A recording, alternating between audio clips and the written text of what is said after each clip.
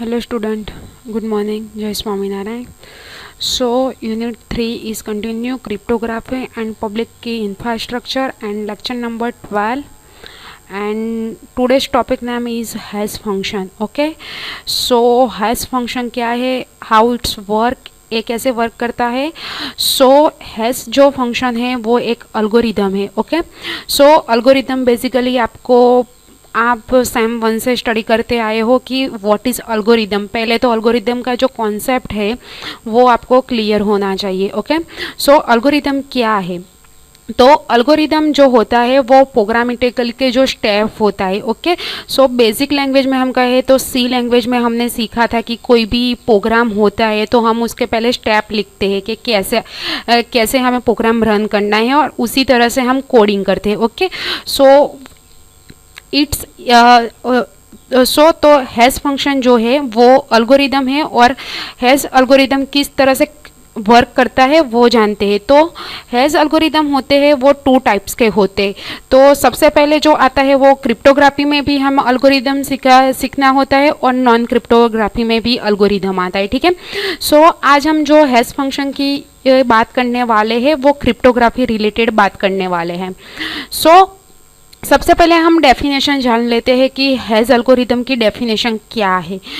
तो hashing algorithm is a hash function that creates unique fingerprint of digital data from arbitrary size to a fix size value. Okay, so यहाँ पे आप image में देख सकते हो कि पहला मैंने प्लेन टेक्स्ट लिया है, बाद में हैश एल्गोरिदम लिया है और उसे डाइजेस्ट किया हुआ है. ओके, सो क्या है कि यूजर थ्रू जो भी प्लेन टेक्स्ट डालते हैं वो हम हैश एल्गोरिदम में मीन्स के डालते हैं, तो वो हैश एल्गोरिदम थ्रू हमें कोडिंग जो है वो इस तरह से मिलता है, यानी कि हम हमारी लैंग्वेज में कहे तो आउटपुट. ओके, पर क्रिप्टोग्राफी की लैंग्वेज में हैश एल्गोरिदम का जो भी आउटपुट मिलेगा उसे हम डाइजेस्ट नाम से जानते हैं. ओके, सो ये जो एल्गोरिदम है वो वन वे फंक्शन है. Okay, so one way function इसे क्यों कहते हैं वो मैं आपको बाद में बताती हूँ. सबसे पहले उसे हमें किस तरह से करते हैं, इसका यूज किस लिए करते हैं. तो हैश एल्गोरिदम का यूज हम हमारे डेटा की कंपैरिजन और इंटीग्रिटी बढ़ाने के लिए हम हैश एल्गोरिदम का यूज करते हैं. सो नेक्स्ट हम देखते हैं कि जो भी हमें आउटपुट का जो डाइजेस्ट यानी कि जो डाइजेस्ट मिलता है वो अलग अलग मीन्स के लोग होते हैं, वो हैश फंक्शन को अलग अलग नाम से जानते हैं, जो है hash value, hash code, digest और सिंपली हैजिस. ओके, यानी कि इससे आप हैश वैल्यू भी कह सकते हो, डाइजेस्ट भी कह सकते हो, कोड भी कह सकते हो, हैजिंग भी कह सकते हो. ओके, सो नेक्स्ट हम देखते हैं कि हैश एल्गोरिदम क्वालिटीज. तो हैश एल्गोरिदम क्वालिटीज क्या है.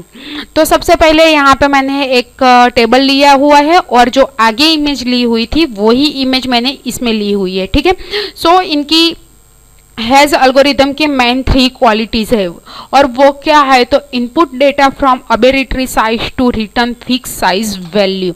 ओके, यानी कि यूजर थ्रू जो भी टेक्स्ट हम डालेंगे वो टेक्स्ट प्लेन टेक्स्ट कहलाएगा, और वो प्लेन टेक्स्ट हम हैश एल्गोरिदम में रन करने के लिए डालेंगे. ओके, यानी कि हैश फंक्शन में, और इस तरह से क्या हमें आउटपुट मिलेगा वो डाइजेस्ट होगा. ओके, सो सिंपली मैं बता देती हूँ कि सी लैंग्वेज में हम क्या करते थे कि सी का जो हमारा कोडिंग होता था वो टर्बो सी में करते थे, उसके रिलेटेड हम अलग अलग फंक्शन के यूज करते थे, और उसका जो आउटपुट मिलता था वो प्रोग्राम रिलेटेड होता है. तो वैसे ही इसमें है कि जो हम फंक्शन का यूज़ करते थे अलग अलग फंक्शन थ्रू, तो हमें आउटपुट मिलता था. तो इसमें वो ही है कि हैश फंक्शन के अलग अलग जो फंक्शन है, एल्गोरिदम हैश के अलग अलग एल्गोरिदम के जो फंक्शन है वो ही इसमें यूज़ करने. तो सबसे पहली जो क्वालिटीज़ है वो क्या बताती है हमें कि input data from arbitrary size to return fix size value, यानी आप टेक्स्ट जो भी डालोगे उसकी जो साइज होगी, यानी कि हम जो भी फंक्शन यूज़ करेंगे उसके अंदर वो टेक्स्ट की साइज कोई भी होगी पर उसकी बिट की साइज सेम आएगी. यानी कि सपोज कि मैंने पहले ली हुई है टेक्स्ट ए, बाद में टेक्स्ट ली हुई है ABC 1 2 3, थर्ड टेक्स्ट ली हुई है पर please subscribe my channel, and this is last में मैंने ली हुई है कंप्लीट फाइल, यानी कि मेरे पास एक कंप्लीट PDF फाइल है, वर्ड फाइल है, उसे मैं हैश एल्गोरिदम में हैश फंक्शन थ्रू मीन्स के रन कराना चाहती हूँ तो भी मुझे एक ही बिट का साइज मिलेगा। क्यों? क्योंकि इस सभी में मैंने MD5 फंक्शन का यूज़ किया है।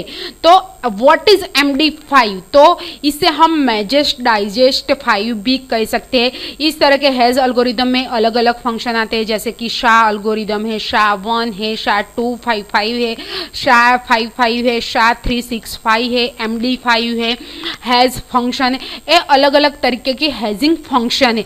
तो उसमें मैंने क्या किया है, हर एक टैक्स के लिए मैंने MD5 फंक्शन का यूज़ किया है, इसलिए उसमें जो भी टैक्स होगी वो 128 बिट्स की मुझे बताएगा। ठीक है।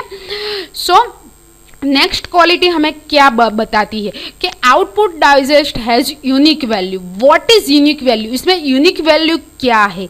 तो हम जो भी टेक्स्ट डालेंगे, प्लेन टेक्स्ट हम जो भी हैज़ फंक्शन में हम रन कराने के लिए डालेंगे, तो हर एक का डाइजेस्ट जो होगा वो अलग अलग आएगा, नहीं के सेम। आप यहाँ पे देख सकते हो कि ये जो मैंने फॉर टैक्स ली हुई है उसका जो डाइजेस्ट मैसेज आया हुआ है वो अलग अलग है, इसलिए उसे यूनिक वैल्यू भी हम कहते है। नेक्स्ट आएगा कि infeasible to invert. What is infeasible to invert? So previous lecture में हमने जो 12 जो क्रिप्टोग्राफी की जो टेक्निक थी उसमें हम क्या डालते थे कि सपोज हम प्लेन टेक्स्ट लेते थे, उसे हम इंक्रिप्ट एंड डिक्रिप्ट कर सकते थे। पर हैज़ एल्गोरिदम में क्या होगा, हम जो भी प्लेन टेक्स्ट लेंगे उसे हम न तो इंक्रिप्ट करेंगे न तो हम डिक्रिप्ट करेंगे, उसमें कुछ भी नहीं होगा क्योंकि ये वन वे फंक्शन है। अब मैं आपको बताती हूँ कि इसे वन वे फंक्शन क्यों कहते हैं।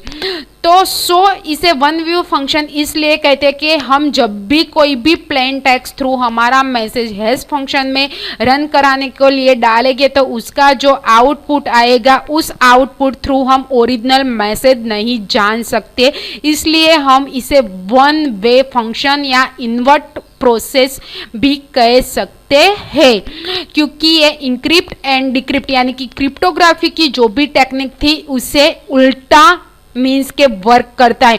इंक्रिप्ट और डिक्रिप्ट प्रोसेस में क्या होता था, जो भी हम प्लेन टेक्स्ट डालते थे, जो भी हमारा मैसेज हम डालते थे क्रिप्टोग्राफी की अलग अलग टेक्निक में, तो जो भी हमारा साइफर टेक्स्ट आता था वो साइफर टेक्स्ट थ्रू हम ओरिजिनल मैसेज क्या है वो हमें पता चल सकता था। पर इसमें कुछ भी नहीं होगा। आप एक बार ये फंक्शन आपका मैसेज रन हो जाए फिर उसका आउटपुट आएगा, वो फिर से आप हैज़ फंक्शन में डालोगे तो वो वर्क नहीं करेगा, यानी कि आपकी जो ओरिजिनल प्लेन टेक्स्ट है वो नहीं बताएगा। तो इस तरह से ये जो टेक्निक है ये बहुत ही सेफ है। सो किस तरह से सेफ है तो हम नेक्स्ट देखते हैं एक एग्जाम्पल थ्रू। सो यहाँ पे मैंने एक पासवर्ड हैजिंग की मैं आपको टेक्निक बताती हूँ। सो ये किस तरह से सेफ है, तो सपोज यहाँ पे आपको आइडिया आ ही गया होगा कि ये मैंने फेसबुक पेज का लॉगिन का एक स्क्रीनशॉट लिया हुआ है।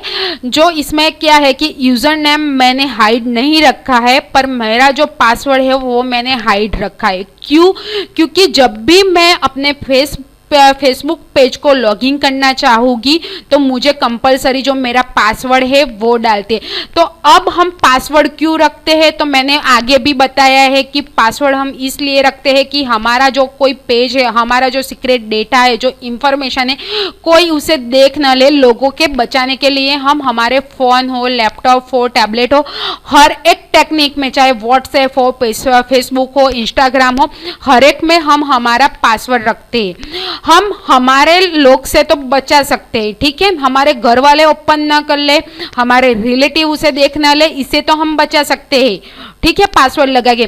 पर ये जब आप पासवर्ड डालते हो तो उसका जो सर्वर होता है उस डेटाबेस में ये आपका जो पासवर्ड है वो सेव हो जाता है। तो उसके लोगों से आप कैसे बचोगे? वहाँ के जो सर्वर है, मीन्स के जो ये फेसबुक के जो ऑनर है, जो फेसबुक का पेज क्रिएट करते हैं, उसका टोटली हैंडलिंग जो भी कंपनी करती है उसी लोगों को तो पता होता है कि इस बंदे ने क्या पासवर्ड डाला है, उसको तो पता होता है। तो वो आपका पासवर्ड और आपका ईमेल यानी कि ईमेल आईडी लेके कभी भी अब वो ओपन करके आपका डेटा देख सकता है। तो इस टेक्निक में क्या करना है आपको, तो सपोज हैज एल्गोरिदम इसी तरह वर्क करता है कि ये जब भी आप मैसेज डालते हो तो वो डायरेक्ट हैजिंग एल्गोरिदम में जाएगा और बाद में डेटाबेस सर्वर में जाके वो स्टोर हो जाएगा।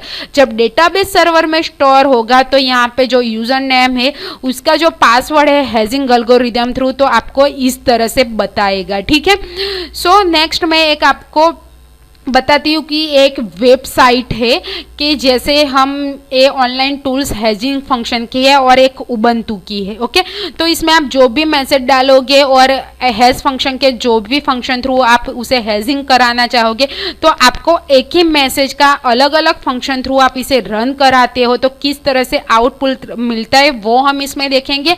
और रिलीज उबंटू यानी कि उबंटू में कई सारी ऐसी फाइल है जो आप अपने कंप्यूटर के कमांड प्रॉम्प्ट में देख के आप रन करवा के उससे आप देख सकते हो कि किस तरह से वर्क कर। पर इससे पहले मैं आपको जो आगे मैंने जो एग्जांपल बताया वो ही आपको मैं एक बार फिर से एक्सप्लेन करना चाहूँगी कि एक कैसे वर्क करता है। सो सपोज यहाँ पे मैं लिखती हूँ यहाँ पे my password. Okay, my password यानी कि इंडिया यानी कि इंडियन। ओके, सपोज है मेरा पासवर्ड मैंने रखा है इंडियन। ओके, तो जब भी मैं अपना मैसेज में अपना पेज जो कोई भी पेज है उसका पासवर्ड मैंने सपोज के इंडिया रखा हुआ है तो ये इंडियन पासवर्ड से मैं लॉगिन करवाऊंगी तो क्या है हमारे लोग नहीं जान पाएंगे कि उसके डेटा क्या है।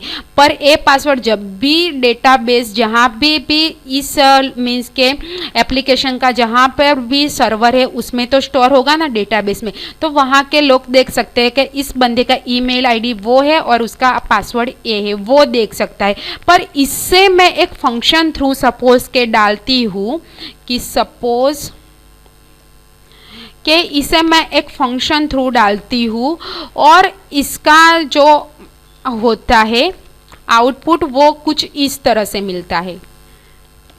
ओके, यानी कि ये इंडियन का जो भी एक फंक्शन थ्रू मैं इसे फंक्शन में कोई फंक्शन में कन्वर्ट करके डालती हूँ तो मुझे इंडियन का जो डाइजेस्ट मैसेज है वो इस तरह से मिलता है। तो यही मैसेज अगर मैं अपने पेज पर रखती हूँ पासवर्ड के तौर पे तो सामने वाला बंदा भी नहीं जान पाएगा कि उसका ओरिजिनल मैसेज क्या है। वही मैं आपको यहाँ पे जो है हैजिंग पासवर्ड में वही मैं आपको बताना चाहती हूँ कि सपोज यहाँ पे मेरा जो भी पासवर्ड है ओरिजिनल अगर मैं उसे हैजिंग फंक्शन में डाल के उसका इस तरह से का जो डाइजेस्ट मैसेज मुझे मिलता है वो अगर मैं यहाँ पे रख के मैं अपना पेज लॉगिन करवाती हूँ तो जो भी डेटा होगा वो डेटाबेस में भले ही एफवी के सर्वर पर सेव होगा तो भी वहाँ के लोगों को पता नहीं चलेगा कि इस बंदे ने मैसेज क्या रखा है। तो सिंपली हैजिंग फंक्शन का हम यूज़ इसलिए करते हैं क्योंकि हम हमारे डेटा की जो है वो कंपैरेटिवली चेक कर सके, इसकी इंटीग्रिटी बढ़ा सके, इसलिए हम हैजिंग फंक्शन का यूज़ करते हैं। ठीक है, सो मैं आपको जो टूल्स बताए थे वो इसमें से है ऑनलाइन हैज फंक्शन। तो यहाँ पे मैं एक ही मैसेज लिखूंगी पर उसके अलग अलग हैज एल्गोरिदम के अलग अलग जो फंक्शन है उसी में अलग अलग से मैं रन करवाऊंगी तो आप देखोगे कि उसका आउटपुट है वो एक ही वर्ड का हर एक एल्गोरिदम में अलग अलग आपको दिखाई देगा।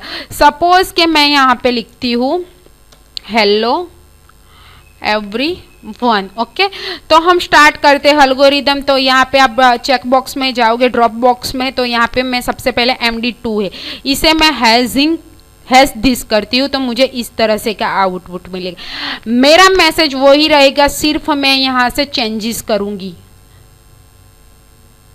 तो देखो फिर MD5 डालती हूँ, देखो आउटपुट जो है रिजल्ट है वो मुझे हर एक एल्गोरिदम से अलग अलग मिलता है। मेरा मैसेज एक ही है हेलो एवरीवन ही, पर मुझे किस फंक्शन में कन्वर्ट करके भेजना है वो आपके ऊपर डिपेंड है। आप देख सकते हो कि रिजल्ट अलग अलग मिलता है। ठीक है, तो हैज फंक्शन इस तरह से वर्क करता है। देखो ये जो सारे के सारे है वो हैश फंक्शन के एल्गोरिदम है। आप मैसेज एक ही क्यू हो पर इसे अलग अलग तरीके के कन्वर्ट करके आप रिसीवर तक पहुंचा सकते हो। दूसरी जो मैंने बताई थी उबंटू की, ये उबंटू की जो है वो रिलीज, उबंटू रिलीज, इसमें जाके आप ये सबसे पहले आपको उबंटू रिलीज लिखोगे,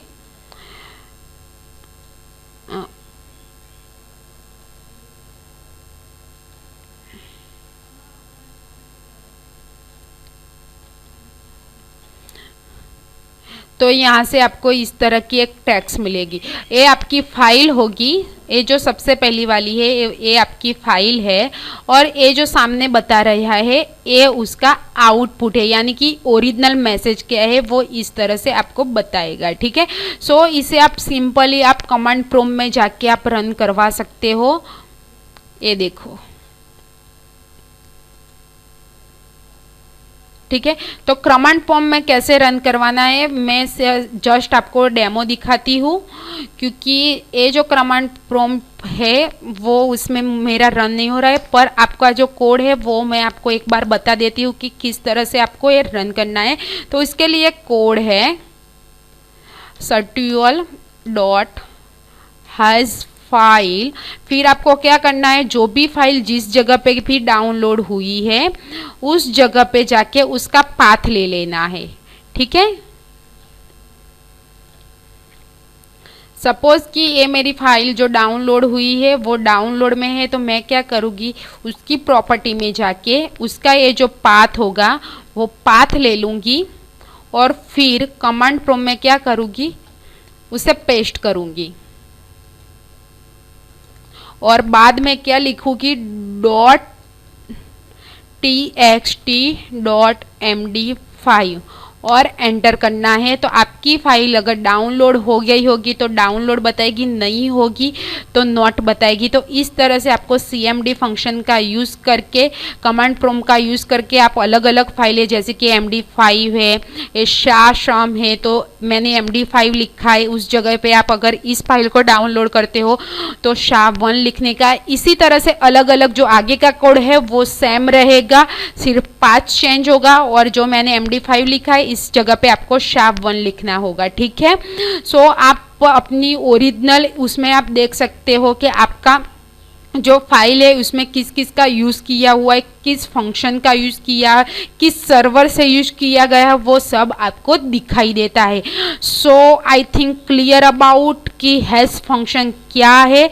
तो अगर आपको अभी भी डाउट है कि हैशिंग फंक्शन किस तरह से वर्क करता है तो आप मुझे फिर से बता सकते हो, तो मैं आपको फिर से समझाऊंगी। तो भी मैं एक बार वीडियो एंड करने से पहले बता देती हूँ कि हैशिंग फंक्शन जो है उसकी वैल्यू जो होती है वो यूनिक होती है, उसे वन वे फंक्शन बोला जाता है। उसका यूज़ हम data comparing and integrity check करने के लिए करते हैं। हम जो भी plain text message hash algorithm में डालेंगे तो उसका डाइजेस्ट मैसेज होगा वो इस तरह से बताएगा, उसकी वैल्यू कभी भी चेंज नहीं होगी। सपोज कि आप अब सोच रहे हैं कि इसमें अटैक नहीं होता होगा, तो हैज एल्गोरिदम में भी अटैकर जो है वो अटैक कर सकते हैं, पर उसमें हमें तुरंत पता चल सकता है कि हमारे मैसेज में अटैक किया हुआ है। क्यों? क्योंकि हम जो भी प्लेन टेक्स्ट डालेंगे हैश फंक्शन में, तो हैश फंक्शन में डालते ही हमारा जो डाइजेस्ट मैसेज होगा तो इस तरह से वर्क करेगा। पर सपोज कि मैं यहाँ पे लिखती हूँ फॉर एग्जाम्पल ओके, कि सपोज कि my name is Jimmy, okay, तो उसे मैं हैश फंक्शन में कन्वर्ट करूंगी तो मुझे मैसेज जो है वो इस तरह से बताएगा। ओके, यानी कि मेरा जो ओरिजिनल मैसेज है वो, ये जो मैसेज है वो मैं हैश फंक्शन में डालूंगी तो मुझे इस तरह से बताएगा और मैं रिसीवर तक पहुंचाऊंगी। तो रिसीवर को क्या पता चलेगा कि जब भी ये बीच में अटैक हो जाता है तो तुरंत मुझे पता चलेगा कि अटैकर जो है, यहाँ से स्पेलिंग अगर थोड़ा सा भी चेंज कर लेते हैं,